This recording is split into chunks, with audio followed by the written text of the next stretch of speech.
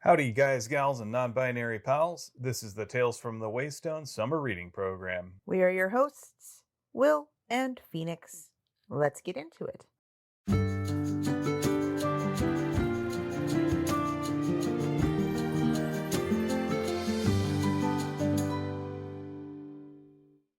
Welcome to the second installment of our series on John Scalzi's starter villain, a typing cat, where we'll be reading chapters 4 through 7. Please listen closely because the introduction has changed. Each week we'll be examining a section of Starter Villain and figuring out what we can take from the text to apply to our real lives. We will also take some time to focus on something we have learned this week, and then we will share a recommended thing of the week. Finally, we will wrap things up with a notable quotable from the book that made us smile, laugh, or think. Before we begin, let's get some disclaimers out of the way. First of all, we are in no way affiliated with John Scalzi or his publisher, Tor Books. Second of all, our discussions assume that you have read up through Chapter 8 of Starter Villain. If you haven't, please pause this podcast right now and go read it. It's okay, we'll wait.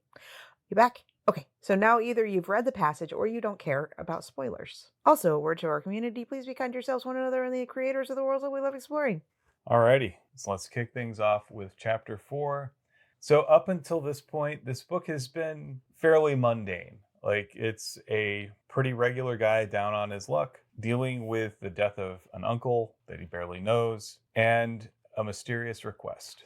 This odd request is to stand for his uncle at his funeral, which is, for some reason, being taken place in the small town that Charlie lives in, and not somewhere extravagant or even where Uncle Jake ever lived or has ties. The only tie he has to this space where his body is going to be available for viewing is his nephew and his dead sister. And Charlie's just like, all right, I guess I'll do this. And I guess I'm getting a benefit of my house is now going to be my house. And I don't understand how all of this goes together, but I'm just going to do this. So the last thing that he was told by Morrison was to go get better shoes. Now, every single pair of shoes that I have ever had takes some breaking in. And it doesn't matter how good the shoe is. It is not meant for your foot yet. So he goes and gets better shoes. Has an existential crisis about whether or not the funeral of his dead uncle warrants him getting good shoes or clearance rack shoes. Now, he also has an unpaid electric bill. Sometimes you can't afford the good shoes. And the clearance rack shoes are never, ever going to be as good or as comfortable as quality shoes. What I'll also say is his idea is he'll spend the mile walking there to the funeral home, breaking these in. That's a terrible idea. That's basically breaking in your blisters. Breaking in is light wear, like a walk around the block, and then you take them off. And then you take another walk around the block later, and then you take them off. You don't just go for a full mile and expect it to be okay, especially dress shoes, which are not exactly what you call comfortable walking shoes to begin with. The smart play would have been to take the new shoes to the funeral home with him, walking in the comfortable shoes. Yeah. It's not like he had to trade in his comfy shoes to be able to get the new shoes. Right. And I even had this experience yesterday where it was for lightwear, a new pair of shoes, and then we wound up going and doing more stuff. And I'm just like, the longer this goes on, the less happy I am. Because if you've experienced just continuing pain from something that you can't fix right now, but you know there's an end in sight, it is somehow worse, actually. Because you're like, I just want to take off the shoes, but if I take off the shoes, I can't put them back on, and we're not done yet. Yeah, perhaps not his best decision. But of course, he also walks by McDougal's, which is kind of another stab in his heart. But it's also a bit of hope because he realizes that if he does this deal and his uncle's estate follows through on their end of it, he'll have the equity that he needs to get the loan to buy the pub. So I would say it's still kind of wishful thinking because the house is not worth enough to be a down payment towards that loan. Not really. Not to be cynical, and I absolutely love the person I'm going to be talking about, but sometimes when we're pie in the skying financial decisions, we see them better because there are dreams, because there are hopes. We have a friend who just decided to buy a motorcycle. He meant to just go look. He was never going to just go look. I mean, the same is true for us. If we're going to just go look at replacing our car, we're going to probably replace our car. But he went to just go look. He doesn't get his bonus from work for like 3 or 4 weeks. He doesn't really have a lot of liquidity right now. And he wanted a specific thing. And he was talked into something completely different because he could get it now. And he got it now. And then he's got all these ideas of how he's going to mod it. And that's kind of the idea that, like, Charlie's going down all of the what if I do this? What if I do that? What if the house deal goes through and I get a little modest bump and I get to be able to actually do this thing that I want to do, which is to own a pub that was very special for me and my dad, especially in the last few months of his life. And very rarely do we wind up with something matching in reality with our dreams. Yeah, there's a big difference between enjoying a restaurant and managing a restaurant. Yes. And there's also a huge difference between what you think it's going to be like and what it actually is. I have so much respect for people who can work in the restaurant industry. And one of those reasons is I worked as, kind of a waiter for a day. And I realized really quick that I can't stand the idea, hi kitten, of sticking my thumb into somebody's half-eaten food to throw it away. Like, I can't, texture issues, a bunch of other stuff. I was also very nervous. People weren't very nice to me. And that's just not something I want to go to do day in and day out. And Charlie's not necessarily going to be handling day-to-day operations. He has this idea that, oh, the existing staff will take care of all of this, which, okay. Pay them well, retain them, make sure you treat them well, and some of them will still leave. Yep. And then there's also the fact that in order to open the pub under his own name, any outstanding building code or health code, things that need to be renewed, or, all the licenses and all that stuff, he's going to be on the hook for that. And that may delay his ability to start taking in income from that. Yeah, he knows restaurants fail, but I don't think he's really thought about what that actually looks like. But anyway, still pie in the sky, still trying to kind of convince himself that this is all going to work out for his future. And he arrives at the funeral home, determined that he's just going to walk back barefoot. There's nothing like a long walk in uncomfortable shoes. Think about when you're a kid and you rent a tux for prom, and it always comes with those really uncomfortable shoes. Again, they don't have a whole lot of cushioning. The heel is always way sharper than you'd like, and it kind of rubs a little bit funny. It's like that. Yeah. Also, what in the world constitutes that being better shoes? Maybe nicer looking. Right. But that is not the metric that I use for better. Yeah, there are more comfortable options out there that would still be dressier. So he arrives at the funeral parlor. His feet are killing him. He's about an hour early. And he's taken into the funeral director's office. Chesterfield has some concerns. Yeah, it's initially kind of strange for Charlie because in his experience, Mr. Chesterfield has always been supremely calm. And right now he looks troubled by something. So here's the thing. I think it would be funny and wonderful and just entertaining to me if we read off some of the sentiments on some of the flowers and arrangements that have been sent to the funeral home from well-wishers? Wishers, anyway. Sure. So the first one that Chesterfield is like, so Mr. Fitzer, the flower arrangements are interesting. said with all tact he could possibly have. So the first one says, "See you in hell." And that one's actually kind of tame.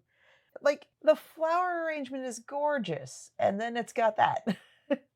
Another standing spray featured hot pink roses, carnations, orange lilies, yellow sunflowers, lavender stalk, and green athos palms. And the sentiment, "Not soon enough." There's also a lovely arrangement that has a vase that is lovingly engraved with the words, "Suck it, mother." Forker. All of these are just littering Chesterfield's office. Every single one more profane and just awful than the last. And I think the best part about all of this is that Chesterfield is like, "What do you want us to do with all of this?" And Charlie's just like, "The flowers are pretty. Can you get rid of the things that say all these awful... Bleh. Sure. Can I keep Suck It, Mother Forker. We have a private website that a lot of funeral directors share very interesting things that they come across. There's probably some morbid humor there. Oh, I'm betting. And because this is kind of a shock, and so, like, none of this is expected. So Charlie just messages Morrison and goes, "What?" And they have this little back and forth that's beautiful. And apparently in Uncle Jake's line of work, he competed against some very strong personalities. And Charlie's just like, "You mean Ashholes. That's the word." So the next question is, are any of them going to show up at the service? They might. How will I know? Oh, believe me, they'll announce themselves. And they do. So this next one begins in media res with a man trying to stab Uncle Jake's corpse. And then a rewind that says, okay, so here's how the whole procession happened. It was awkward. There's a whole bunch of just like exclusively male, exclusively muscled, exclusively like somewhere between 20 and 40 people not talking and not sitting and not converse, like nothing. They are just standing there in little clumps, occasionally looking at Charlie. And they just keep showing up, and they're just little pods of silent, scary looking men. Until Charlie's like, "I guess we're done waiting for people. Let's go ahead and open the viewing." Stabby, stabby. But instead of actually like offering him condolences, which I guess are probably expected even though like Charlie really didn't know his uncle, each one in turn is going through and trying to make sure that Jake is actually dead. First, we have a pair of probably Russian combat medics who check for a pulse and then take some pictures. It turns out that there was like an infrared heat sensing thing on, or filter or whatever, on the photos. And then we've got the stabber. And, you know, Charlie actually puts himself in the way and says, "Hey, knock it off." Granted, this is a big risk. The guy who is trying to stab Charlie's uncle, or more accurately, Charlie's uncle's corpse, you know, he looks like someone who knows how to handle himself in violence. So he tries again, the stabber tries again to get past Charlie and just, you know, stabby, stabby. And Charlie again puts himself in the way and like rushes at him and just like, "Get away." And Charlie has the thought of, this guy would have to choose to let me move him. If this guy wanted Charlie dead, Charlie would be dead. If he wanted to get past Charlie, Charlie would be on the floor. Ultimately, this funeral and viewing turns into a whole bunch of hench people. Yeah, they're hench people. Remember, there's a difference between goons and hench people. Goons are doing it for the love of the game, whereas hench people are doing it for the pay. Where they all start having a conversation about, okay, so the guy is dead. We did all these things that were supposed to just ensure that Jake is dead. And somebody's like, "But I was going to inject him with air so he'd have an embolism so that if he wasn't dead now, he'd be dead soon." And all of these different things that each one of them were going to try to do to just make sure that Jake Baldwin was dead. And Charlie's just over here just like What in the ever-loving hell is going on here? Get out. All of you. Out. Out. Stop it. Don't. Stop it. Stop it. Bad hench people. And it's the two Russian medics who actually convince everyone that Baldwin is dead. And then everyone files out, and Charlie and Chesterfield just go like, what was that? Chesterfield then goes, so your uncle's estate paid so that you could stay and watch to make sure that the cremation happens, but you look a little done. And I'm wondering, because that's suspiciously not final. Of course, Charlie goes back home. And on his way back, barefoot, he finds his cats outside, across the street from the house. And it's weird because they're not strictly outdoor cats. Well, they're not supposed to be able to get outdoors, and he doesn't know how they do. Because Charlie's a conscientious pet owner. He doesn't want to contribute to the wholesale slaughter of birds. He also probably wants to keep his kitties safe. We do have friends that have indoor-outdoor cats, and they are appropriately afraid of cars. They're smart enough to not get hit, and they've been around inside outside for a very long time. But we hung out with our friends yesterday at a garage sale that they were doing, and I saw two of their cats, and I was just nervous the whole time that somebody that was doing garage sale hunting was going to hit one of their cats. I tried my best not to be overly anxious about it outwardly, but I was just like, please don't hit Zuzu. Please don't hit Zuzu. Please don't hit Arches. Yeah. So as he's leaning over to pet his cats and ask them how they got out, Hera just looks up and chirps. And he follows her gaze to see someone in the upstairs bedroom, his room. Who then spots him and freaks out and leaves. And then the house go boom. That was unforeseen. And you're reading the book and you're like, what? Why it blow up? Whenever I see that happen in a book, there's always that sort of split second where you're like, that didn't really happen, did it? And then you reread it and you're like, apparently that happened. There's another instance of that happening in a different John Scalzi book that I was like, no, that didn't really happen. No, that's not supposed to happen. It didn't happen like that. We're going to find out that it didn't happen like that. No, it happened. It happened. So our next chapter finds Charlie picking up the pieces. He doesn't have much left at this point. He has the suit that he wore at his wedding, his father's funeral, and Jake's funeral. He has crappy shoes that hurt his feet. He has his cats and like $23 and maybe that much in a bank account. And his dad's breaking down 2006 Nissan Maxima. Yeah, that. Which I guess he's going to live in now with two cats. Yeah, it's looking grim for him. So naturally, he's on the phone with Andy, his lawyer. Well, his dad's lawyer. I feel bad for Andy. You get a call. Wait, what do you mean it's burnt to the ground? But Charlie, they're going to think that you burnt the house down. That you need a lawyer. And Charlie's like, but you're my lawyer. Not that kind of lawyer. You need a criminal lawyer. I feel bad for Andy because I feel like Charlie is the worst kind of client.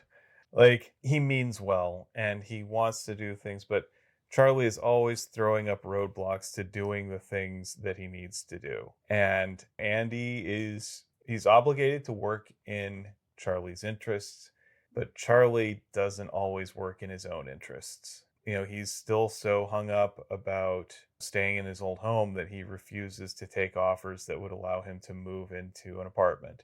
He decides that he wants to continue looking for jobs in Barrington, even though there aren't any jobs.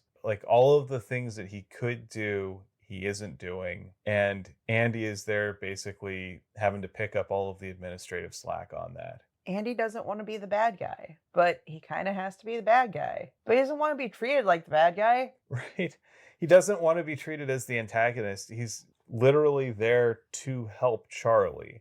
He is acting in Charlie's interests. And if Charlie could pull his head out of his ash, he'd probably start taking Andy's advice.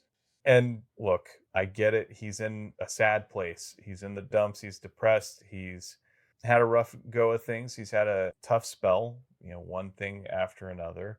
At the same time, he's stuck in some patterns that he needs to break. Well, after everything is said and done, after all the fire department and police department vehicles are gone and They've questioned Charlie, and there's nothing left of the house. There's just some outbuildings, like a shed.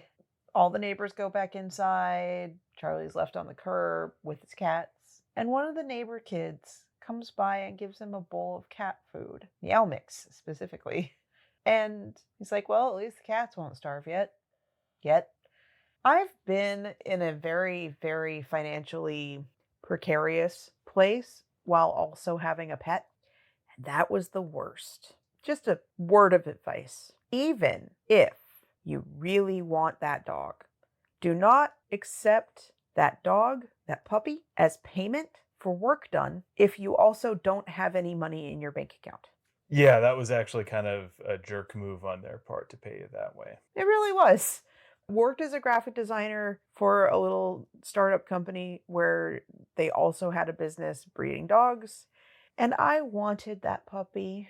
And he was so sweet. I loved little Xander. I really wanted to keep Xander. And I couldn't feed Xander because I didn't have any money. Because I got paid for a job with a puppy. A puppy doesn't pay rent. No. A puppy doesn't pay your electrical bill. Or for its own food. Yeah. They basically gave you a hole in the water to throw money into. Yeah, they gave me a boat that cuddled me and was very, very sweet. And I loved him. And I had to give him back. Anyway, Charlie also realizes that there's absolutely no way that the deal that was set up by his Uncle Jake's holdings or whatever, there's no way that that's going to be followed through on now because there is no house to sell. There is no ability to do this weird swap of we'll pay you more than it's actually worth, and then we'll let you buy it for way less than it's actually worth, and then it'll be yours. But right now it's just a burnt husk, and he cannot afford to build a new house on it, much less do anything like, I don't know, eat. And he doesn't know what he's going to do. And Morrison texts, heard about the house, that sucks. And a little back and forth happens. And then, tell Hera I said to follow her. Follow your cat. Follow your cat. And Charlie's just like, I feel like a moron, but what else have I got right now? Hera, Morrison said to follow you. And Hera immediately stops chowing down. Persephone, who was swimming in the cat food, gets out of the bowl. Both of them, tail up, with purpose, go north up the street. And Charlie's just like, what the actual hell? And then, because he's not moving, Hera looks behind her and just goes, chirp.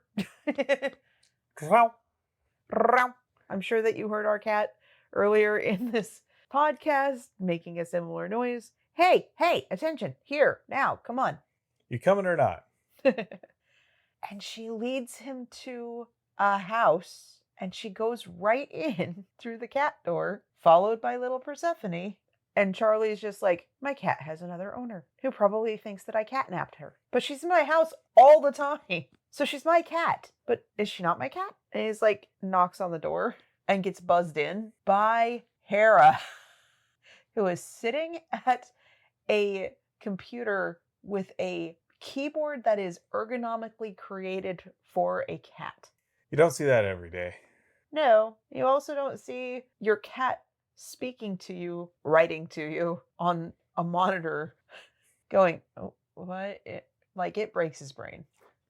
I mean, I think my brain would be pretty broken if our little Sokka bug started typing at us. Hello, Charlie. Sorry about your house. Welcome to my other home. This other home, which is just covered in like all the little cat stairs and the shelves and things you can put on the wall and like the little bridges and stuff. Seems like a perfect little paradise for a kitty. Little tunnels and cubby holes and all sorts of little hidey holes. And she says, I have a room waiting upstairs for you. And I get the impression that he immediately left. Because when Matilda Morrison shows up, having been dropped off by a black S-Class Mercedes, he's just sitting on the curb going, what? This is breaking so much of his psyche. I mean, we got to figure he's had a traumatic day. Like, first you have the big to-do at the funeral. Stabby, stabby. You have the violent explosion of his home. Mm-hmm. And then you have this brain-breaking revelation that your cat is an intelligent creature capable of communicating with you. And yeah, how do you handle that? And of course, also, Charlie still seems to think that his Uncle Jake got his money through parking garages. Charlie's not making sense of any of this stuff. Starts talking with Morrison only to, within a couple of minutes, see another S-Class Mercedes, different one, drive up, and there's the dude that tried to stab his uncle's corpse getting out of the car, and he's just like, oh crap, no, no. Not this guy again. Morrison knows him. Morrison used to date him. His name is Tobias. Henceforth referred to as Tobias the Stabber. And Tobias has a rather fancy looking invitation to hand to Charlie to attend a conference in some upscale mysterious island resort. It's on Lake Como in Italy. So this lake resort. Okay, cool. And there's a little song and dance about making sure that the envelope is safe, making sure that Charlie's not going to get blown up. Or poisoned. Right. It's highly entertaining. I recommend that you read the book. Charlie and Morrison, after Tobias has left, head back into the house where we discover that while Hera and Morrison only have met the one time previously, they do email back and forth, and that Persephone, the kitten, is actually Hera's intern. And Charlie makes the best joke of, I presume it's a paid internship, and Hera's like, of course it's paid, Charlie. We're animals, not monsters. Yeah, unpaid internships are a scam.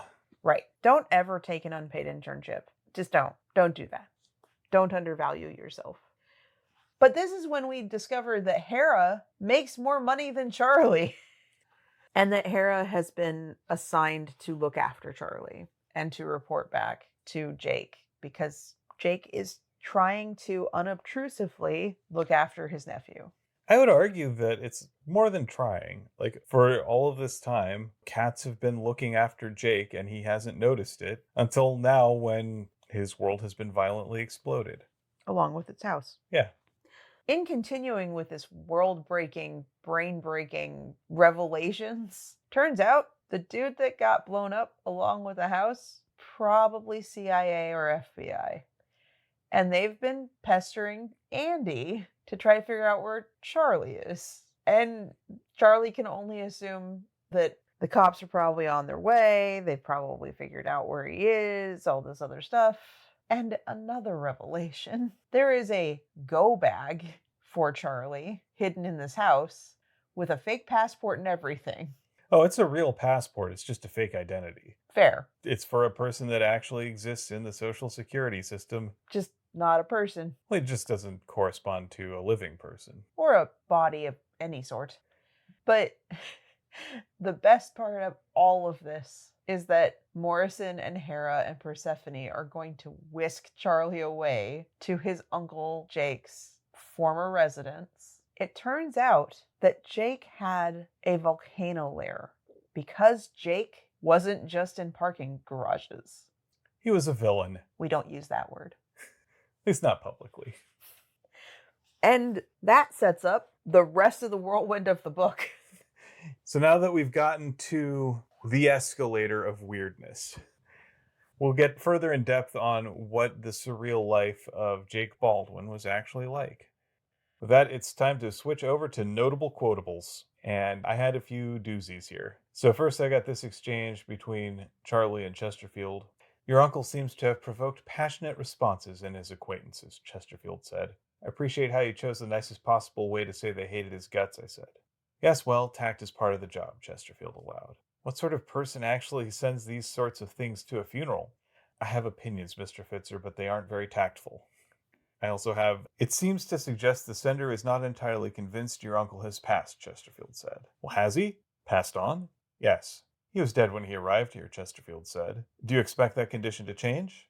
It would be unusual if it did.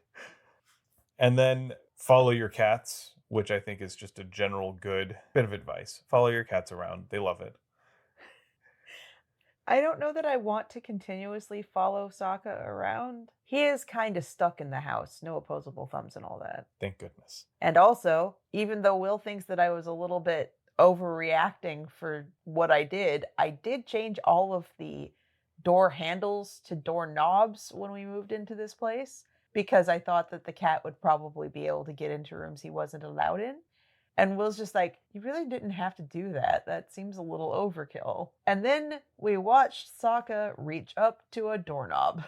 Yeah, I have since eaten my words. And then the one I actually picked, the one I like best is we're animals, not monsters. So with that, it's time for us to talk about what we learned this week. What'd you have this week? So, a thing that I learned this week, and it's going to be kind of short, but I think it's still pretty interesting, is that Sodalite, like the gemstone Sodalite, it's really pretty blue, is being investigated as a potential component in nuclear waste cleanup, and especially for chloride containing radioactive wastes. And they're not exactly sure what's the mechanism behind this, but like using Sodalite to collect that waste and work on decontaminating nuclear waste sites. And there's a whole SciShow video about it that I watched like a week or two ago, so I can't remember every single thing about it, but apparently Sodalite's cage-like structure allows it to incorporate and trap certain radioactive material. We'll share the link to the video in the show notes. Yeah. That's pretty cool. Also, it's pretty. Hard to go wrong with that. Well, with that, it's time for me to provide the thing of the week. So this one is another general practice. It's a life thing, and I think this one's fairly evergreen. So one of the experiences of growing up, after you start getting a job and you start having a family and more life obligations, it can be very difficult sometimes to stay in touch with your friends. And when we're young, we kind of take for granted that we can just walk down the hall in our dorm room to go see a buddy or hit up a text thread and send people an invite to go see a movie or whatever and get together an impromptu group. And as we get older, it's a lot harder to do that. But when the opportunity arises and you have free time, reach out to your friends and see if anybody wants to hang out. You may be surprised that sometimes they do. Like, so for instance, last night, the guy with the motorcycle just randomly texted me in Phoenix and he said, "Hey, is it okay if I come over? Got something I want to show you." Okay. Eponymous motorcycle. And so, yeah, he rolls up with his new motorcycle. We open the garage door. And then he and I instantly broke into our favorite I Think You Should Leave sketch. And check out that motorcycle. We'll include a link to that video in the description as well. And yeah, it was a fun little spontaneous, hey, check this out. This is a cool thing. And it was really cool. It was neat to see him. I mean, granted, he and I see each other almost every day at work, but I don't get to see him nearly as often. It's also nice just to see each other outside of that context. Then we also had our friend who invited us over just to hang out while she took care of a garage sale. And, we didn't really have anything pressing that we needed to go do. And, it was really nice just to spend time with a friend, spend a morning and early afternoon just chatting and catching up. And there's no replacement for that. I know that oftentimes a lot of our communication with friends these days happens on group chat or text thread or something like that. But there's just something about taking that time to have that unstructured, oh, just go spend some time with a friend. It could be to do errands even. There's something to be said for just going to the grocery store with someone. It doesn't have to be an elaborate activity and it doesn't have to be unproductive, but just having that spontaneous get together really reinforces those bonds of friendship. Like, we've texted people, it's like, hey, you want to go get a burger right now? It's really hard to be spontaneous with people who have obligations. And then also you're preemptively assuming that they're going to have obligations that are going to prevent them from saying yes. But I think that the key here is to at least try. Reach out, let people know that you really enjoy their company, and if you can, try to find a way to hang out. I think what you'll find is that for the relationships that matter, when possible, people will work to try and make it happen and embrace that spontaneity and think a little bit about what your actual things that you need to do actually are. And that just helps to make sure that you're staying connected with your friends. I think the other lesson there is to give yourself a little bit of flexibility in your schedule to have those. Another thing, I have an almost reflexive no reaction to being asked to do things, even things that I would enjoy doing, like going out and hanging out with people. Call it introversion, call it just social battery done, call it whatever. But it's really nice when you can just say yes. Absolutely. Not everything has to be a big event, not everything has to be planned out to the nth degree. Yeah, people have more mobility than you think and more flexibility than you think, and you do too. So, yeah, go hang out with your buds. It's cool. It's the sort of thing that makes life worth living. They'll appreciate it too. Well, with that, I'd like to thank you for potting with me. I'd like to thank you for potting with me too. And thanks for listening to Tales from the Waystone. Join us next time as we continue the summer reading program with chapters 8 through 12 of Starter Villain. We would like to thank our friend Shawnee Jank for our theme music. And many thanks to John Scalzi for creating this world that we're enjoying exploring. Audio production and editing, courtesy of me, Phoenix McCullough. Writing and project management, courtesy of me, Will McCullough. If you would like to help support us and have the means to do so, consider becoming a patron on our Patreon page or join our free to join Discord. Link in the description. And with that, here's to one more day above the roses. To one more day above the roses. Ding!